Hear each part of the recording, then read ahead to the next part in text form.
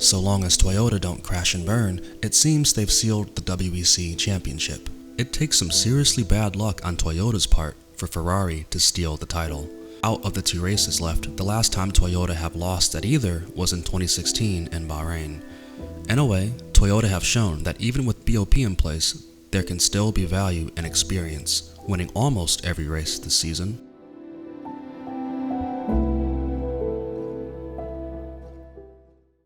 However, halfway across the world lies a different story.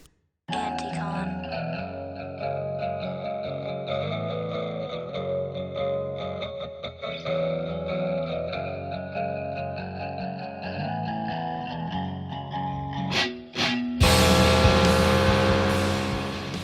With 2 races left, all 4 manufacturers are still mathematically eligible to win the first GTP championship of the modern era. Out of these 4, 2 manufacturers have been consistent and exceptional. Today, a brief analysis on Cadillac and Acura, specifically rival teams Wayne Taylor Racing and Action Express Racing, first and second place in the championship respectively. We'll then make some predictions about who will come up on top. Cadillac and Acura are still leading the IMSA Championship. And this isn't really surprising to me. Before Hypercar, there was DPI. Acura had run the DPI class since 2018, while Cadillac had run since 2017. There are similarities between the outgoing DPI and new GTP machines, so we should consider all these years as experience. The IMSA calendar also hasn't changed that much since the DPI era.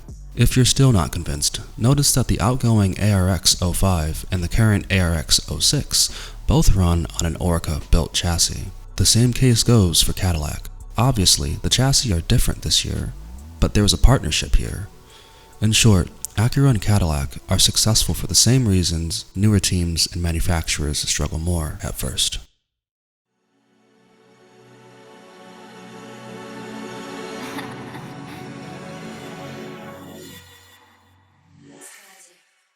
The last 2 races of the season could not be more different. The penultimate, a 2.5-hour sprint around the Indianapolis infield. The track is extremely wide, flat, and level, with low to mid-speed bends separated by long, full-throttle sections. On the other hand, the season finale at Road Atlanta is a 10-hour day-to-night grind through the Georgia hills. Unlike Indianapolis, Road Atlanta is much more flowing, hilly, and narrow, full of mid to high-speed corners. Much like Road Atlanta is Mosport, where Acura have dominated only a few months ago. Mosport is fast and flowing, with many elevation changes throughout. It was here that Acura qualified first and second, and capped off the weekend with a 1-2 finish. With such an even BOP this year, it's been challenging analyzing the strengths and weaknesses of each manufacturer, but we can at least still draw parallels. I expect Acura and Wayne Taylor Racing to have good pace come October. The team do have a combined 6 podiums at Road Atlanta. Additionally, it looks like Wayne Taylor Racing and the ARX might have a pace advantage at Indy as well. Tight corners with long straightaways, that's just like Daytona and Elkhart Lake, where the team have taken 2nd and 3rd place this year, steps ahead of Action Express's 5th and 6th. However, the top Cadillac has had something up their sleeve all year.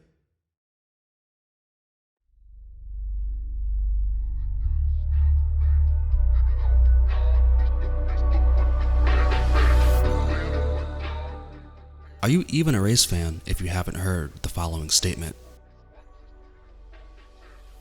Believe it or not, Action Express Racing are only one of 2 teams to finish every race this year. They are the only team this year to finish every race and not be disqualified from any. Out of the 3 endurance races so far, the number 31 has the best combined record. Good news for Road Atlanta. With 3 podiums this year, the team have earned their place with sheer consistency. Oddly, it's Wayne Taylor Racing with 3 DNFs, which makes their championship lead even more impressive. Truthfully, we shouldn't count out BMW either. The number 25 RLL team are always there to pick up the pieces when others fumble. Because of this, they've scored the most amount of podiums this year and would be very much in the mix had they not spun at Road America. Where they've lacked in raw pace, they've made up by having better racecraft than some other teams. They do seem to struggle more with their powertrain, with BMW lacking outright pace on high-speed tracks such as Daytona and Sebring. Additionally, BMW have suffered retirements due to overheating and gearbox issues. Nonetheless, I'm sure none of us expected a BMW to be third in the standings after their early season miseries.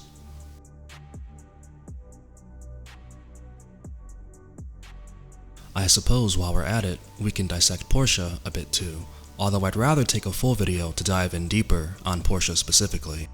Given their general dominance in motorsport since forever, there have been high expectations for the marque to be competitive.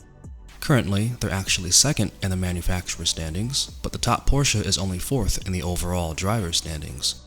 They haven't blown anybody away in their inaugural year, and because of this they might have underwhelmed.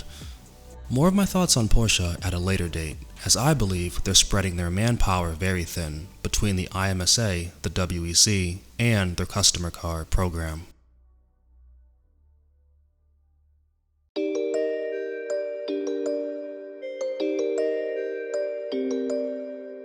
And so, it has come to be a battle of pace versus consistency. I'll roll the dice and side with Action Express Racing.